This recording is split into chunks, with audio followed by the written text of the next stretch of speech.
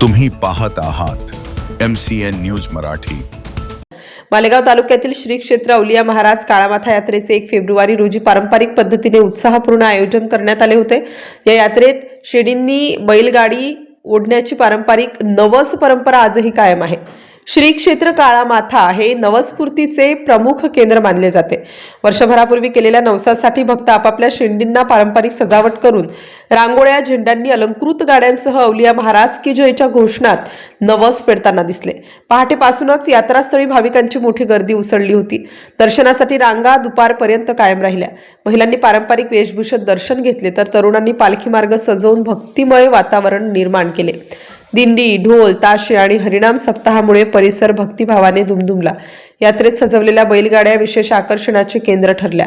शेंडींना गंध, हळद व फुलांचा शृंगार करून नवस फेडताना भाविकांच्या डोळ्यात आनंदाश्रू दाटले। भक्तांच्या सोयीसाठी ग्रामपंचायत, पोलीस विभाग आणि स्थानिक स्वयंसेवकांनी पाणी, वाहतूक, सुरक्षा व वैद्यकीय सेवांची उत्तम व्यवस्था केली होती। MCN न्यूज मराठीकरिता विश्वास कुटे, वाशिम।